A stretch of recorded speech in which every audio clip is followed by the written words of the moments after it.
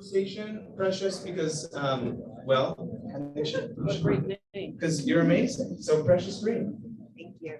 Good evening, everyone. Thank you. Many of you obviously were here for the earlier program with Representative Jeffries, and I don't think I need to tell you what's at stake. I think, we're here in California, we think everything is gravy, but every vote still counts, whether it's in California or any other state in the country. And so I am so honored and so excited for the talk that we're going to be having this evening. Secretary of State Weber is no stranger to California politics, having represented the people of the suburbs of San Diego for a number of years. She has been a voice for progress, a voice for voters, a voice for all of us here in California. And she continues that work as Secretary of State.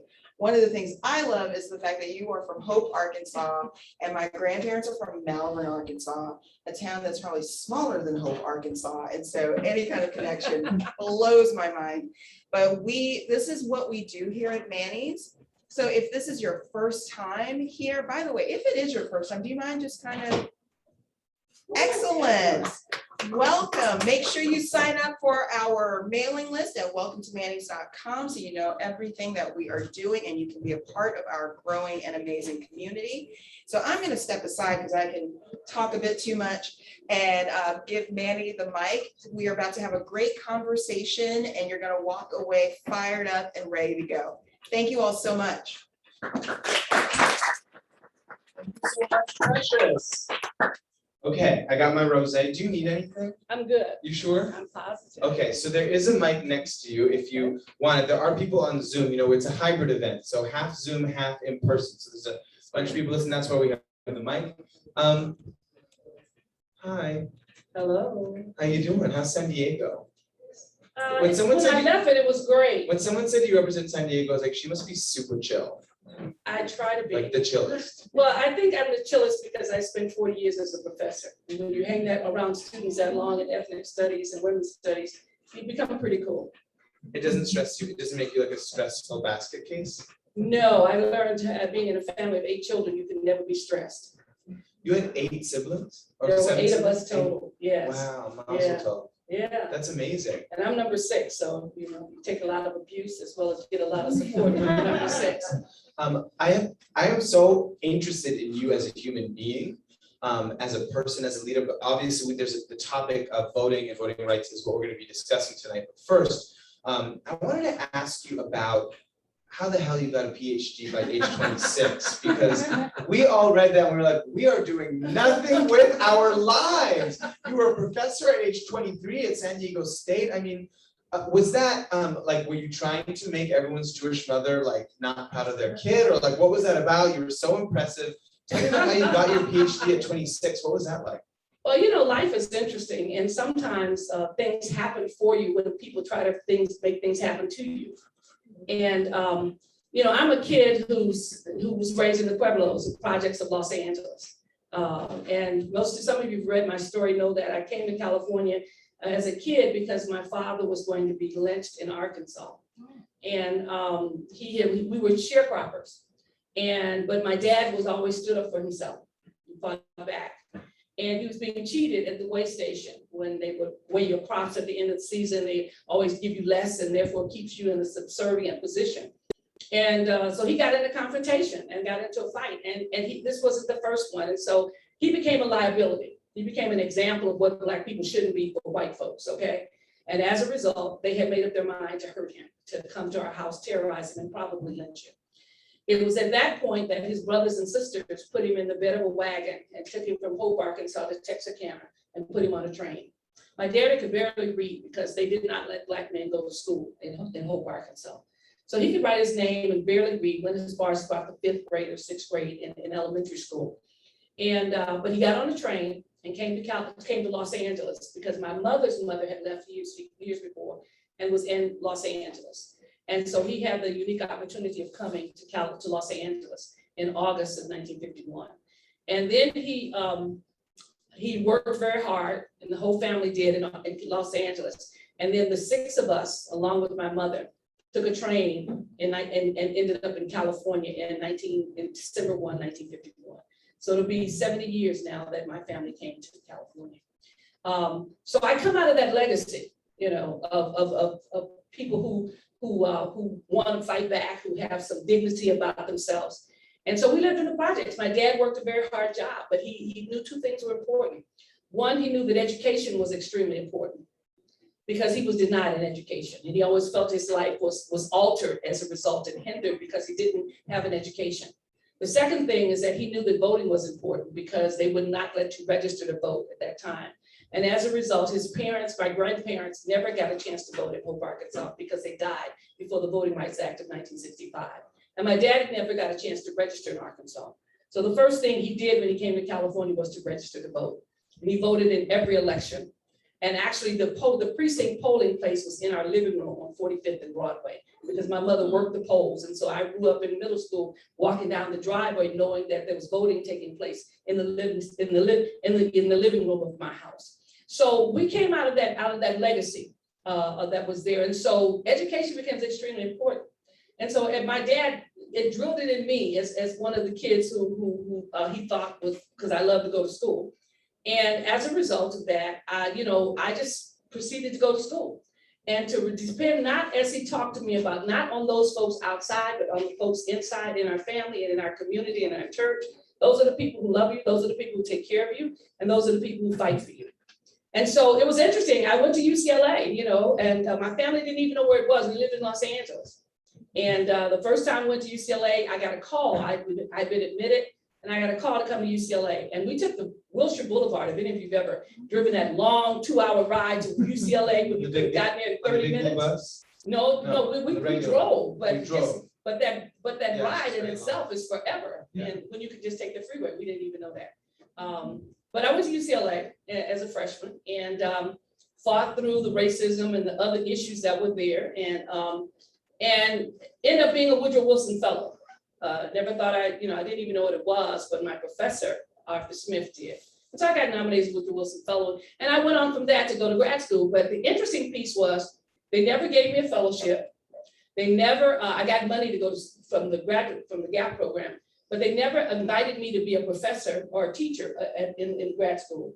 And I was really the only Black person that had gone through their program, but I never got a chance to do that, even though the others were, whatever. And so no one ever counseled me as a graduate student, okay, other than the Black professor, Dr. Smith. And it was interesting because his name is Malefi Asante now. But the interesting thing was because they did not pay attention to me, I finished. And that probably shocked them all, because what happened was I didn't know, how am I supposed to know that as a PhD student, you only take like 1 or 2 classes? I don't know that. So I took 16 credits every quarter. And so as a result, I took the 3-year program for PhD in a year. I didn't know that. What? No one told me that. So when they looked up, I was about to get out, and then they called me and asked me to leave the program because they wanted to put me out of school. Why? That was my question. And so by then I had gotten married, and so my husband threatened to sue them. And they said they were going to put me out of grad school because they said, first of all, you have to have at least a 3.0 to remain a graduate student. I said, I know, and I have a 3.75. Okay. So then they said, well, you can't be a doctoral student more than, after 8 years, we have the right to either keep you in the program or put you out. I hadn't been out of high school 8 years. And I had all my degrees from them, from UCLA. So how could they even, so they just looked at my face and said, she must have been here too long. She must not be very smart. We need to put her out. And at that point, I threatened to sue them. And so they got me an advisor. But I got out at 26. I could have got out at 25, but I knew they weren't gonna let me out at 25. So I hung around, did some more research, did some work, but I got out because they ignored me. And by them ignoring me, I went fast because I didn't know. Thank you for giving us that context. And honestly, that story is both inspiring and dispiriting at the same time. Yeah. I want to ask you, you say this in your bio, and you talked about it already. You are the daughter of sharecroppers. Right. And you were the first African-American Secretary of State of the state of California, the largest state in the Union. Can you tell me about the juxtaposition of those two things in you? You know, it's the highest form, I guess, of honor, of irony to a certain extent, that, you know, I'm the kid whose father was not allowed to register to vote, who could not vote in Arkansas, and who fought, as so many of my ancestors did, for the right to vote. And then to find yourself in a position where your job is to ensure the vote of 40 million Californians. I mean, that in itself is an honor, but it's also a real challenge, because I mean, this is a time when people are attacking, as we talked about, the right to vote. And so I see it as a unique opportunity for me to honor my ancestors, to honor those folks, because, you know, we sit and we admire these folks who march. We admire the folks in Selma. We admire those people who had courage to do certain things. And we think, well, that was their era. Now it's our era to fight for what we know is right and just, and to live up to the legacy that our ancestors have given us. So I take it as a real honor, because I get inspired by what they've done. And I know that I have to do stuff to inspire my grandkids and my kids and the next generation of young people to know that this battle is an honorable battle and it's a worthy battle, and we all have a part to play in it. And we cannot let down those who gave sometimes the ultimate sacrifice of their lives for us just to register to vote. You know, we have to take it seriously, and we have to fight every step of the way to make sure everybody else does. Well, speaking of honor, I feel honored to have you here tonight and to have met you. You are, I can already tell, an incredible, incredible woman. We just give her a round of applause. How are we doing? You know, California is, How are our elections? I mean, our elections. how are we, I mean, wait, not how are we doing as California, that's a whole another topic. But how are our elections? Like, how would you grade our how are we doing as a state in terms of our free and fair elections in this state? You know, our elections, if I had to grade them, and I'm a hard grader, ask my students. I would not from want to my use a class, professor. I would grade a California election at least an A. And I say that, or A minus, because when you look at what's happening across the nation, you know, people complain that they didn't have this, or we don't have that, or that fact that, you know, do we know if every vote counts, and, you know, all those kinds of things. Those are things that I don't even in the most perfect system. If you've got 20 million people voting, do you know that every one of those 20 million people voted? I mean, you know, those are the kinds of things that you could lose your mind if you think about it all night long. You know, if you look at the bigger picture and people ask, you know, the complaints that were filed or the issues that were raised, were they addressed? Probably so. When you look at who can vote in California compared to other places, when we passed Prop 17 last year, you know, we enfranchised an additional 50,000 people to be able to vote in California. Those are folks who were on parole.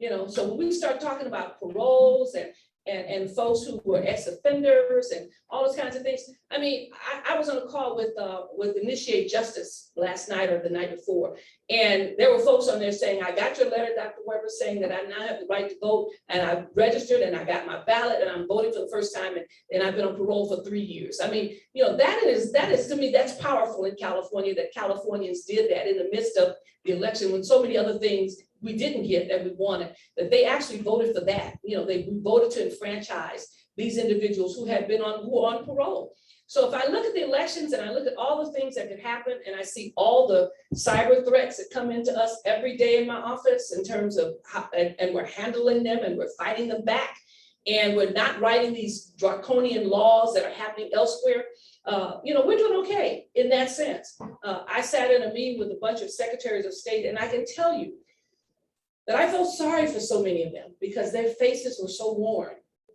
and they were so beaten down because they're being attacked and attacked, and they're being audited and audited and audited. And now they have something called a forensic audit that's worse than the other audit.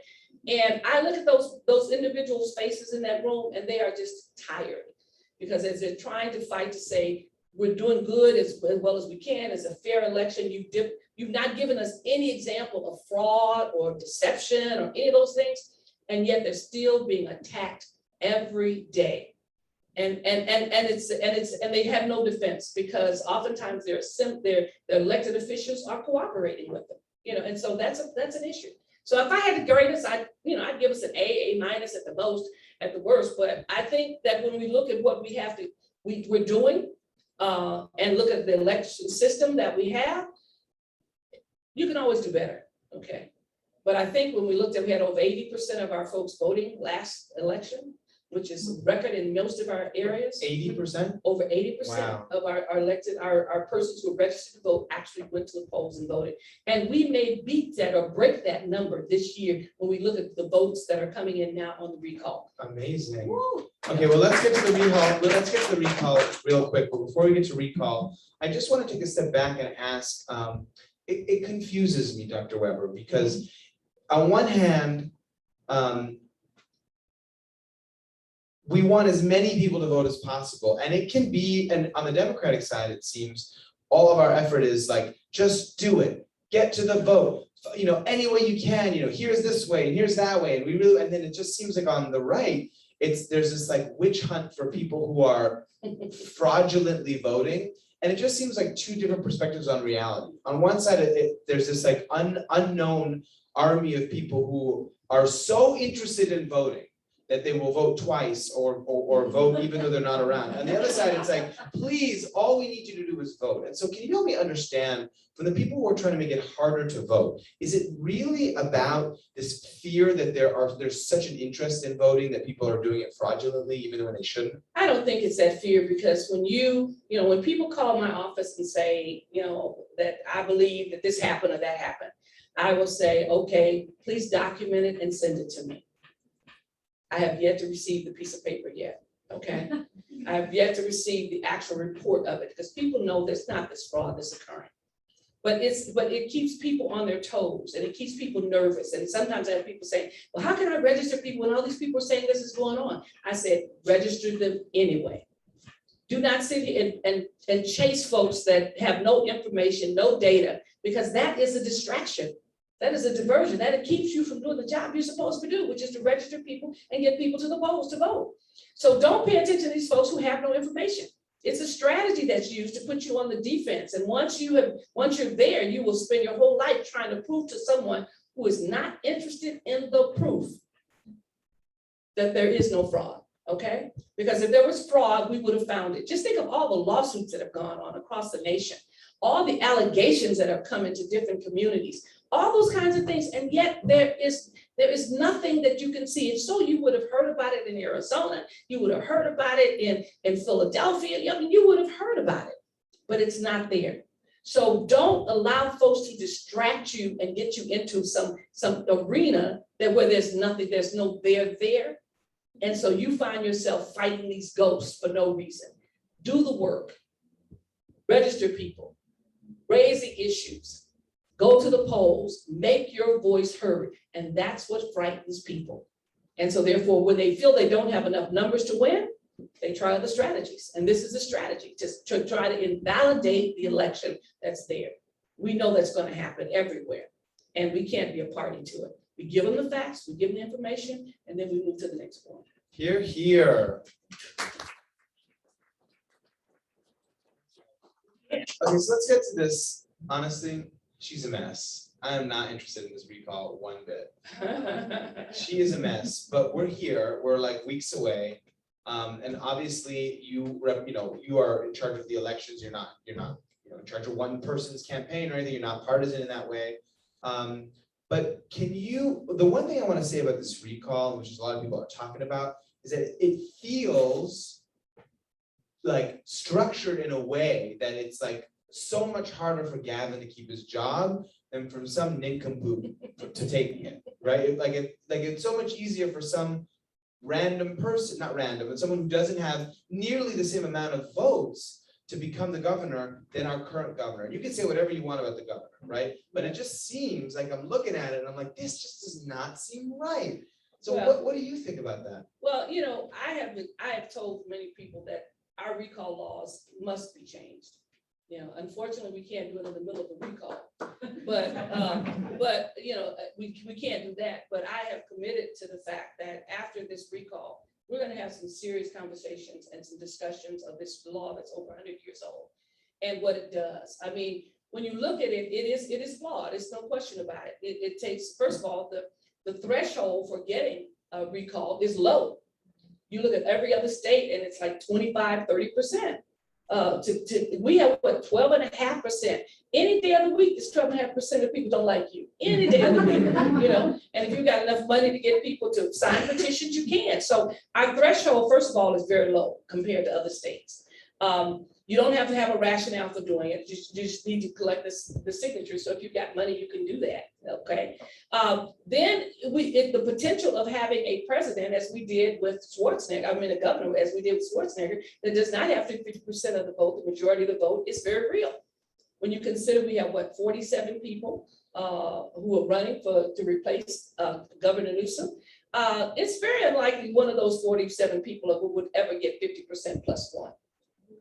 So, which means you could technically have a governor that's only 20% of the people like, or 25. I mean, and so there is no recall, there is no, I mean, not recall, there is no runoff election. None of those things that we should really think about as to, you know, who's going to govern. If the governor's recall, should the lieutenant governor become governor? I mean, what is their position other than to stand in the absence of the governor? Should that not be a part of the discussion?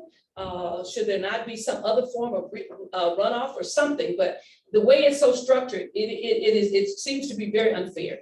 And people have raised the issue that, you know, technically, if say, for instance, the governor was recalled because he only got 49% of the vote, and if the guy who got chosen was 35%, then he got more interest. He had more people wanting him than the person who got the other one. And so these are the kinds of conversations that need to be held, because it is here in California, and because we've not done recalls very often, but it seems like it's the flavor of the month now.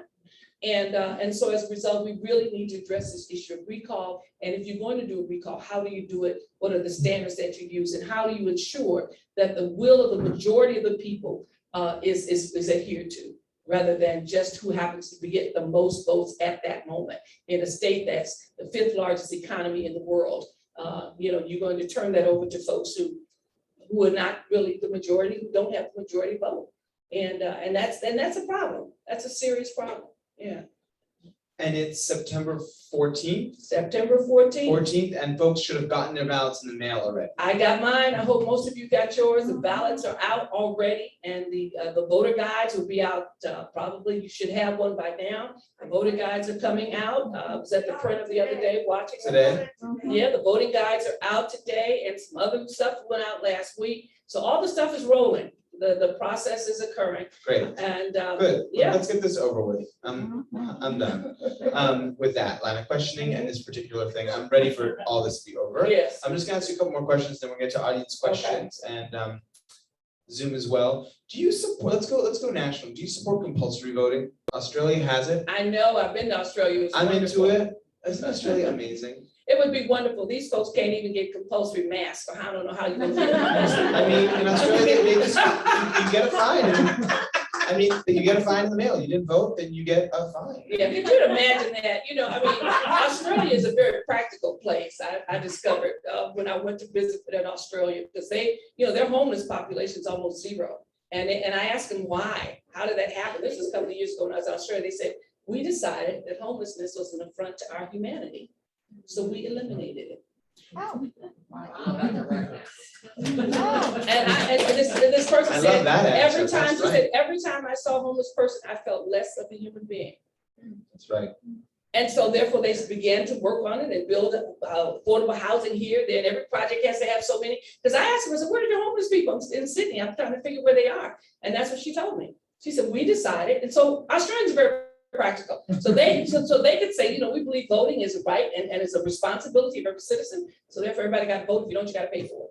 I mean, could you see us doing something like that here? Oh my goodness. I was asking you. Oh my goodness, what that would do be you wonderful. Oh, I think it would be great, because I think it's our responsibility. I mean, you know, like I said, I know what happens when you are denied the right to vote, but I also know what happens when you don't have anything to go for. You know, either one of those situations is a horrible situation as a citizen. And voting is the foundation of this nation. And if people don't participate in it and don't vote, then we can allow small groups of people to have tyranny and to run things. So everybody should grow up believing that this is a part of who I am as an American. To be able to vote, to participate, and to have a voice, and then to respect the voice of others. And so You know, I read about that some while ago. I thought, boy, that would be great. But then I thought, oh my God, do I want to die on this cross? But What about universal automatic registration? that sounds great too. Yeah, and that the day you're born, you're given you're registered to vote. Well, that doesn't seem so complicated. Why can't we do that? Where have you lived for the rest of your life? I'm from SoCal. I'm from SoCal like you. You're from SoCal. I don't care whether you're SoCal, North Cal, wherever. These people would, it would be an interesting conversation. Let's talk about that. Why would that affront people so much to automatically be registered to vote? Like, why is that so controversial? I mean, well, first we're of all, automatically registered to serve in the army, aren't we? Oh no, we have to no, fill we're that not. form. We cut that out. We have to vote. You have to fill out form. You have to fill out form. But They send you that scary postcard that says if you don't do it, all these bad things are gonna happen. well, because we don't draft anybody anymore, they don't even impose and do that anymore. Well, they do send that postcard. But They that's send the scary. postcard. scary That's just one. as scary. Okay, well, it Just as worked. scary. It worked. It worked on you, so you send it back. Well, you know, it would be great if we had something like that was a part of it. But you know, most of it, one of the problems, or one of the I guess the challenge in being in a democracy is that it works both ways. Things that you would like to mandate for people to have, they don't want mandates. They want freedom. And so, you know, we've been in this battle for ever since I was a little bitty kid about what is freedom and when does your freedom end and when does my freedom begin and da da da da da da da. And there's always this discussion where they say, my freedom ends where your nose begins. That's what I learned in elementary school, didn't we? Yeah. And so that gave you some view of how small and how large at the same time your freedom is. And so when you respect that reality, you sometimes have to respect the ability of others to do and to make decisions for themselves, unless your freedom directly impacts my nose. And I think that's what's happening now with this whole virus thing, that people realizing there's a limit to freedom. And when you start infecting other people, then you don't want to get a shot, but you want to go sit next to somebody and give them what you got. Okay, so that then impacts people's lives. But the whole issue of voting and what have you, it's a hard argument to make, to say you're not voting directly impacts my life, and it really does though. But it's one of those more philosophical discussions. And do you have the right not to vote? It is as the same time you have the right to vote. Okay. Yeah, I'm thinking, of course, of the first thing that got me interested in politics was I was a freshman in college, less intelligent than you. Oh, probably, boy, you got out quick. Go ahead. And the night that Barack Obama won was also the night that Prop 8 was passed in California. And I wasn't very interested in politics, but I knew I was gay, and I knew that I wanted to get married one day. And I thought, how could Californians make it so that I couldn't get married? I mean, that just seems so wrong. Like, and all of a sudden I was like, wait, politics matters, because now I'm not gonna be able to get married in my own state. Right. And I can't believe people voted for that. And so that, when you said that, you not voting for something has a direct impact on my life. I think with the LGBT rights movement, we learned that very clearly, because people were stripping away our rights, and it happened by a motivated small minority saying they wanted to change things. So that resonates with me. I want to ask in my final kind of one or two questions and then audience questions, I want to ask about, I think the average person is hearing that there is an assault on voting rights happening in this country right now. Yes. Here's what we hear. We hear state legislatures around the country are passing voting rights laws en masse, stripping away voting rights. It's happening. Democrats did a bad job getting in charge of state legislatures, and because of that, this is happening, and it's all happening. HR 1 isn't passing, and it's a big deal. But I think that's probably where most people's knowledge of this issue kind of stops, if I can kind of assume that right. And one level down of like, what is actually happening in these states?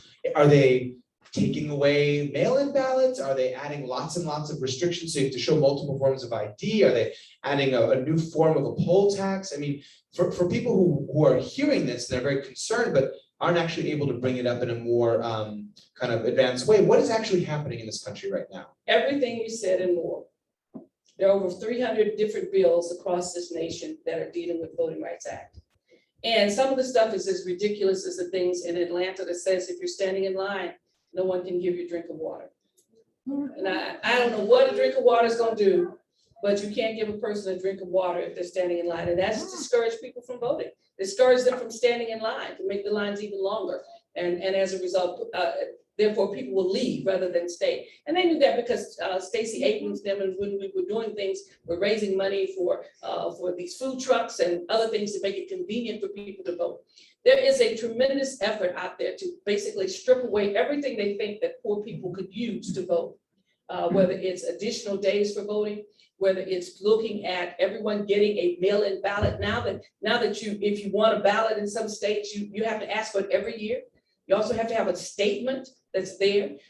They had one of the laws says you can't take more than 2 people to the polls to vote.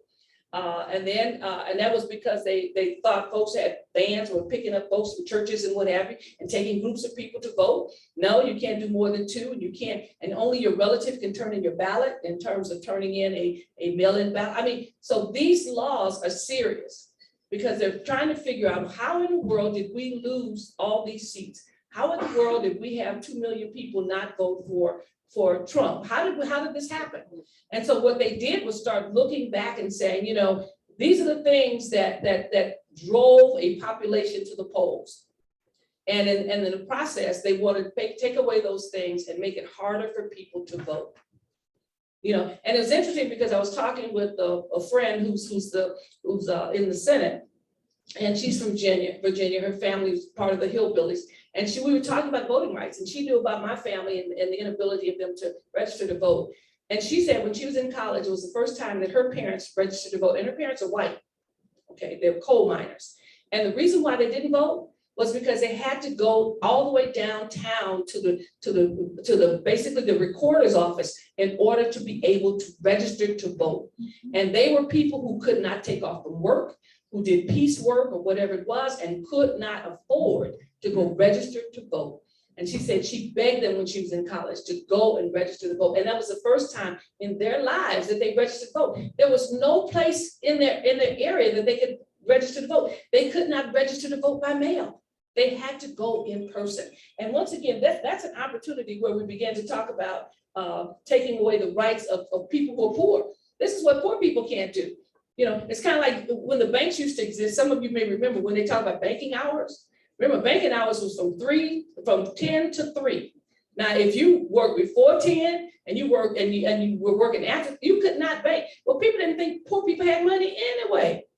So why did you need to go to the bank? And so there were banking hours from 10 to 3. I'm so sorry. And they changed it. No idea. Yes, banking hours. My sister didn't work in the bank. It was from 10 to 3. There were no Saturdays, no late days on Friday, 10 to 3. And they didn't have credit cards, and the checks had gotten at the bank, and they had money orders at liquor stores, but they didn't think poor people had business at the bank. And so every bank was from 10 to 3. That was not an unusual bank. That was in every community. Banking hours, 10 to 3. Gosh, there's so much to say about that. I guess my follow-up is, for the folks in this room and on Zoom, I mean, what can we actually do to stop some of these laws from being passed? Are they already passed and it's like too late? I mean, is there one state in particular that you would say we should focus on? Because this is of great concern. We did win the last election very excitingly, and we know that we need to keep winning these elections if we're going to keep making progress. So it can feel really overwhelming. What can someone actually do, or where do you suggest someone focus their energy right now? Well, you know, there are a lot of websites that are on that most folks have kind of looked into, and they see the information that and that's important. Every state has an attorney general. Here, our AG is filing a lawsuit along with Georgia and with the United States, because keep in mind your U.S. attorney is suing Georgia for the rights of the people of Georgia concerning the bills that they put together. And so they're suing. California is going to be a friend of the court in that brief. And so we're doing the amicus brief in support of what is happening in Georgia. And we've got some other similar bills that are there. I think I just signed something the other day also concerning one of the Voting Rights Act bill that's there. So I'm actively involved with the secretaries of state across the nation, particularly the Democrat secretaries of state. And we're filing complaints into all of those. And so there's a group called the DAS, which is the Democratic Association of Secretaries of State. They have a website, and they're forever basically sending in information and filing briefs. So we're fighting it across the nation. I think people need to be informed and help those in those states that are seeing it and feeling helpless, whether it's in Texas or those in Florida and other states that are coming out with these bills, to basically do that as number one, but also to insist that our Congress deals with this issue of voting rights. I mean, they've got the John Lewis Act and some others, and I get a little excited over some of that, but then I get a little angry because, when the Supreme Court struck down that thing in 2013, our Congress didn't respond, and they should have, because they were in charge then, okay? And they should have responded immediately because they were supposed to rewrite some standards and everything else to reinstate the Voting Rights Act and to update it, because it was struck down because they claimed it was outdated, the standards used and so forth and so on. So we didn't do anything. And that was a time when Obama was in office and we were in charge of the House, and we had an opportunity before the Trumpers and the others and the Proud Boys and everybody else start focusing on this voting rights issue. And we should have basically jumped on it then, rather than that they got heard about it and they just let it linger and linger and linger. And now we're in a situation where we're fighting like crazy to get stuff passed at the federal level. And, and if you're like me, I feel somewhat abandoned at the federal level because, the whole issues of balance of power, the three houses and what's supposed to happen. Well, I feel somewhat abandoned because our Supreme Court is not speaking up like it used to speak up.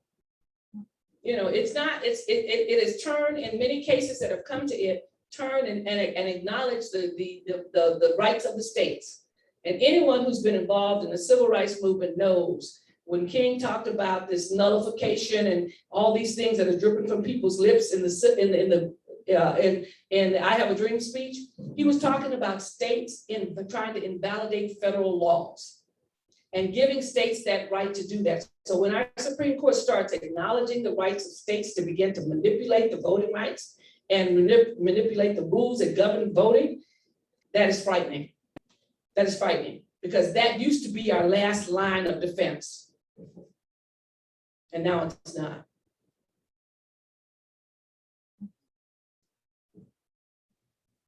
Scary. Yeah, I just got the chills a little bit. It's scary. Okay, so why don't we end this on a high note a little Okay. bit? And then we'll get to audience questions. My last question is about your daughter, Akila, Yes, who has your seat in the 79th district. I know. Isn't that That's amazing. amazing? So we got a mother-daughter combo, the Webbers. Yeah. My question is like, what's that like? Is she calling you like, Mama, I don't know, like what do I do about this bill? No, And she's much too smart for that. Okay. No, she tells me if I say, you should do it, Mom, you really don't understand. Okay, well, you're probably right. I'm not over there. You're right. Are you like going home and talking shop about the district? What is it like to have a daughter who has your seat, and how involved are you in her now representing the people of the 79th district? Well, I didn't talk her into running.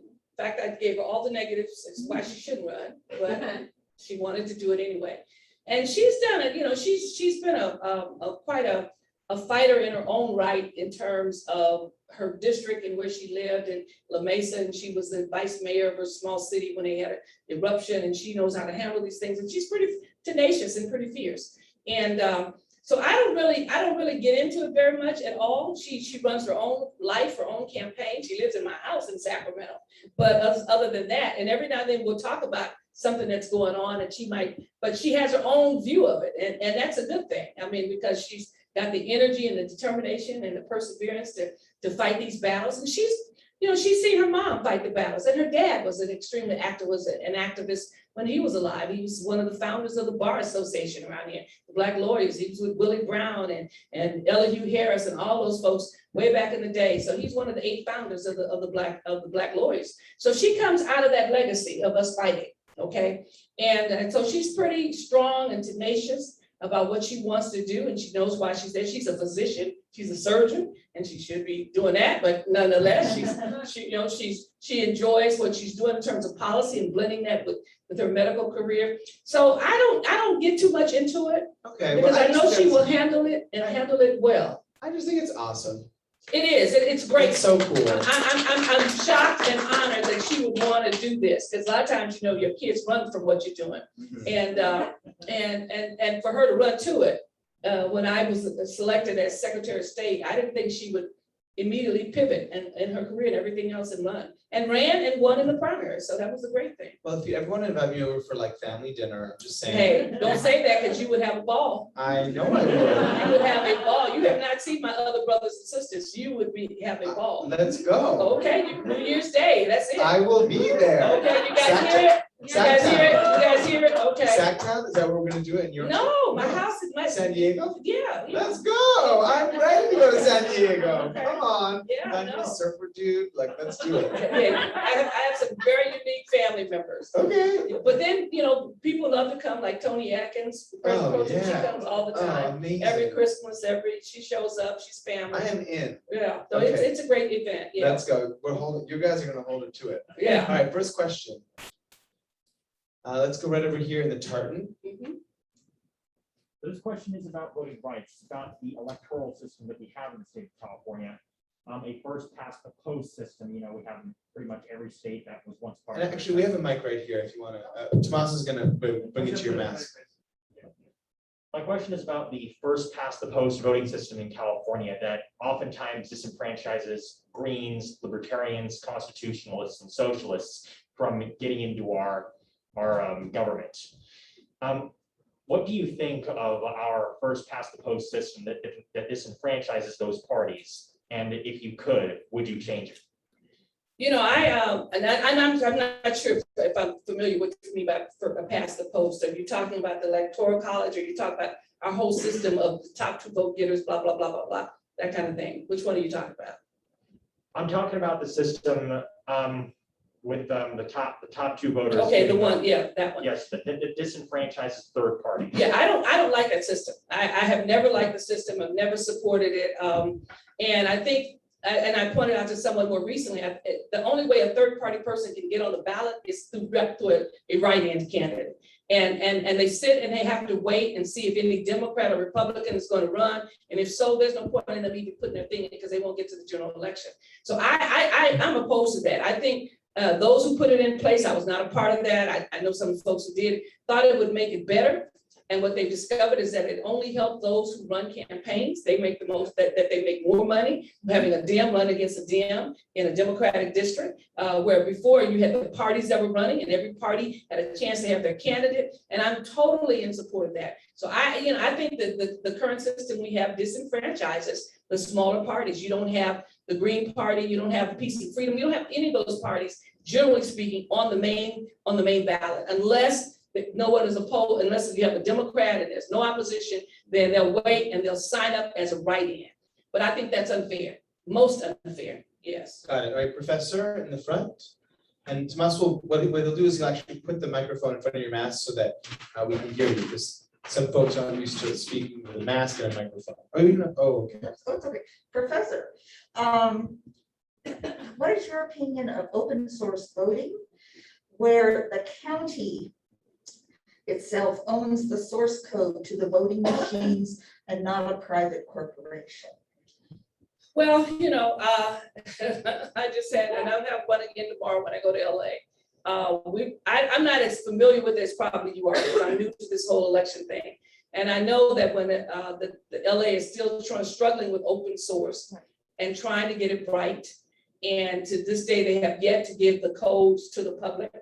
And so even though folks think it's a panacea for solving the problems, it is not in LA. And so when we're looking at it, I think much of it has to do with the fact that they haven't been able to secure whatever they think they need to secure in order to be able to do that. And so that's an ongoing challenge in LA. They've got open source, but they don't release the codes. They have yet to do that.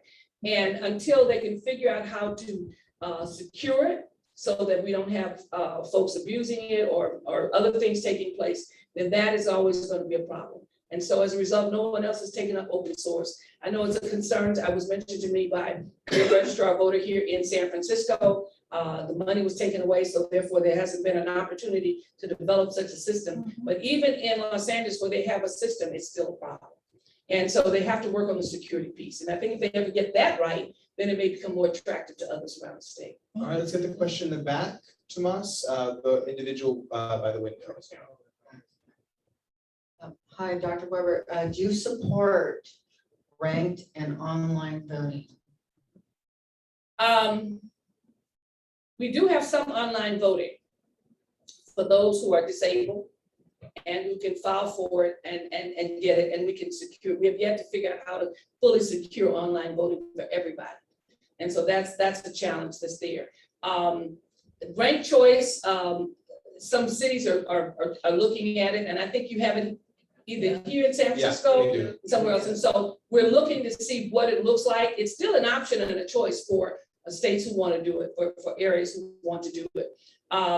We're looking to see if it really makes a difference. Some say it does, and it saves money without having to go back constantly and vote again. But you can actually have it done all in one without having to go back and do these other things. And the results may be different with regards to people actually being able to choose their second choice and then have that person obviously get the most vote as a second choice. So I'm looking into it. I know that there's some studies being done in California with your data and some others to see if this is an option and a choice that's good for folks to have. But they can do it. It is a choice that folks can take it up. Some districts want it, some don't. In their local elections, it may work in the larger election. We don't know for sure, but we're looking into it. All right, Tomas, let's go to this side of the room. Yes, right there with the, I don't know what I would call that. It's a turtleneck. Yeah, so this was a topical question while you were talking about voting rights a little bit earlier. I just wanted to ask, what do you think of Brad Raffensperger, the Georgia Secretary? The Georgia Secretary of State. I'm sorry. I don't really know him personally. I don't know him at all. Like I said, I've been in office since February, and so I know some of these people I've met in meetings. He's not been in any of the meetings I've been in, but so I don't really know him personally, and so it would be unfair for me to comment on him as such. But my understanding is that many of our secretaries of state are under tremendous pressure to do the wrong thing, and some of them will, or at least they won't stand up for the right thing. And that's an ongoing challenge in Georgia because they're trying to strip not only him, but also their commission on voting and a couple of other things, and they're putting out. They're getting rid of folks. They're changing, first of all, the commission from being a nonpartisan commission or bipartisan commission, so they can all be partisan. So they changed that law recently, and several of the members of the commission have been put out. And so whether he'll survive, I don't know. But I don't. He's like so many others that I see. Some have courage and some don't. And I know he was vehemently attacked by his own party because he refused to cheat and find more votes for for the president at the time. Whether he'll survive, I don't know. All right, let's take this question over here Thank you for being here. to the right. I have a question about ballot initiatives or ballot initiatives. What, if anything, would you like to change about the current system, whether that's who writes it, or the threshold for getting on the ballot, or anything else? You mean on the propositions? That's a juicy one. I would eliminate propositions. So tired of them, I don't know what to do.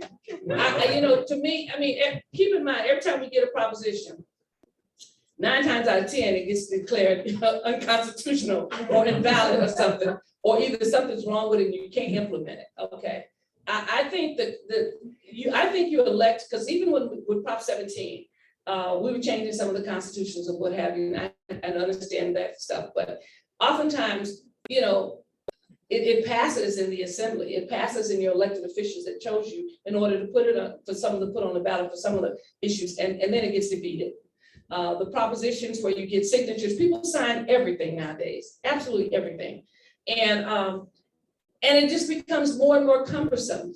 To me, the process is fairly simple. If you don't believe your elected official can carry your issue forward, get another one.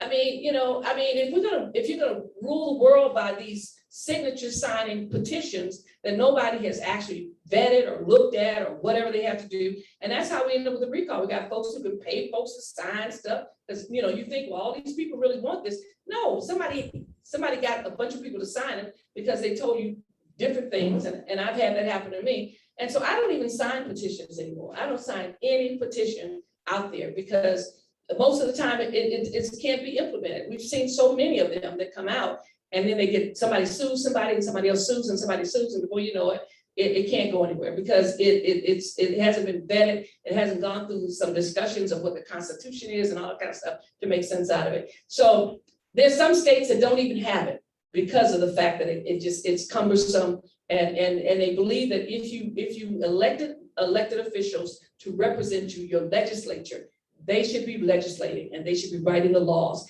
And if you don't agree with them, then you need to find some new ones to put in their place. But that's All right. just me. I love that. Tomas, let's get the last question right here in front on the couch. No, I'm not doing the Zoom one. No. That's one right here. Thank you for being here, Dr. Weber. I need your help to resolve an argument with my husband. Is he here? No. Thank goodness. Okay. He might be on Zoom though. So I could get away quick. Okay. What do you think of extending voting rights to 16-year-olds? I wouldn't. You wouldn't? No. Why? I know, isn't that crazy? And I voted against it every time it's come up. And I don't fight a big issue about it, but my thing is this, I believe, and I know consistency is a hobgoblin of little minds, they tell me, but sometimes I look for things to be somewhat consistent. The legislature just passed laws to make it harder for people to buy cigarettes, okay? Why? Because they said people under a certain age do not make good decisions in their lives. And that was the argument that we made, and everybody bought it. And the same thing with so many other things that we pushed to the age of 21 and 25. Then you're gonna tell me that, but we need to lower our voting age to 16. I said, didn't you just tell me these people can't make good decisions? So they can't make a good decision about a cigarette, but they can make a good decision about who's governor. That's a problem with me. Now, that doesn't mean that areas that have decided to do their local government, which some have, to do, I think elections, is it around these school board elections, I think it is? Yes. Have that, and that's a choice that they made. I have seriously concerned because, like I said, and one of the things I've discovered is I've gone around, this is 2 or 3 years ago, we were talking about voting rights for 16-year-olds. When I went to certain communities, they were very much in favor of voting rights for 16-year-olds, particularly in Berkeley and some other places like that. Why? Because that's a different kind of atmosphere. When I went to San Diego and when I went to some places in LA, the 16-year-olds was like, heck no. I don't want my friends to vote. I don't want to vote. I'm not ready. I don't know this enough. And so what happens is that in a community where you have a lot of a higher level of political activism among parents and others, you have folks who want to vote. In other communities where people are 16 and so happy they don't have to deal with anything but being a teenager, they have no interest in it. So I know that we went from 21 to 18 when I was in college, and that was mainly because why? At 18, there's a defining experience. You can go to war, you can be sued, you can go to prison. I mean, these are different. Now, whether you're ready for it or not, and we argue that those 18-year-olds really aren't ready for those things, but yet we hold them to that, and we say that's an 18-year-old, and yet we know that those folks who commit crimes at that age really should not be tried as adults, but we do, unfortunately. So if we don't see 18 as a defining time for adulthood and for making decisions about smoking and drinking and make good decisions, why would I think a 16-year-old would be ready to vote? Now, some might, because I'm not saying everybody's, I mean, that's a reality. There's some 18 and 19, 20-year-olds. There's some 50-year-olds ain't ready to vote, okay? And I listen to them sometime and think I'm listening to a 12-year-old, but aside from all of that, I just think as a policy, I have yet to see that happen in a way in this state that would make sense for me. Now, mind you, I don't fight these things because sometimes they're inevitable, and I know I'm kind of, dinosaur on a whole bunch of issues. But when I look at it logically as a pattern of what we've done in the legislature, and I was there when we did these things, and how we defined and how we saw young people and maturity and things that we did to 18-year-olds and 17-year-olds and 19-year-olds, and we argued that these folks still had not fully developed in a lot of different ways, then it becomes inconsistent that we pass those laws and then we say, but I think if you're 16, you're mature enough to do this. I don't know, I have difficulty with it. It's inconsistent with what we've argued over the years. Well, Secretary, Dr. Assemblywoman Weber, It's good to have been here. I feel like we covered so much ground. It's been less than an hour. And we have done so much, and I have learned so much from you. We learned a lot from Dr. Weber. Thank you, guys. You are amazing. Folks can follow you online. Yes. They can find out about the work you're doing on the Secretary of State's website. We're gonna be hearing a lot about you in the next couple weeks. Yes, you With the will. recall election, lucky us. Ready for that, like I said, ready for that to be over. Ready for Over. Vote, everyone, get involved in the voting rights work that is happening all across this country right now. It is of supreme importance. A couple quick plugs. Next week you heard, almost, we got like Yes. 30 seconds left. We have couple plugs. Next week, we have Raphael Warnock on Wednesday, and then on Thursday, we have a double hitter. We have the general manager of our Recreation and Parks Department. We're talking about the importance of parks in the city, green space, what we've learned over the pandemic. And then right after that, on Wednesday, Thursday. Oh, yeah. What's on Wednesday? Wednesday is Warnock. Thursday, y'all know my schedule better than I do. Wednesday's Warnock, Thursday's Parks, and then we have a conversation on venues, music venues, and the importance of music venues in our city with the general managers of the Independent, the Fillmore, and the Bill Graham Civic Auditorium. So really beautiful panel conversation about that important issue. You can look up, you can find out about all this stuff on welcometomannys.com, or you can find Ram or Precious in the corner, or Tomas. And last thing, if you'd like to support our work and help this literally people-powered civic and community space stay alive, you can become a Manny sponsor. It's $36 a month. It is how we are staying afloat. I literally did a call with my bookkeeper this morning, and she was like, "Manny, you need to get more sponsors." You can scan the QR code on the pillar there, or the middle pillar, or you go to welcometomannys.com, become a sponsor. There's some sponsors in the audience, and I thank you very much for your support of our work. And finally, last, very well-deserved round of applause, Secretary of State Shirley Redler. An amazing person. Thank you. New Year's Eve at the Rebels house. It is happening. I'm gonna take pictures. Okay. All right, good night, everyone. Have a good night. Great, thank you. That was a great speech. Do what? Yeah, it was great. Oh, thank you. Sure, sure. Man. Sorry.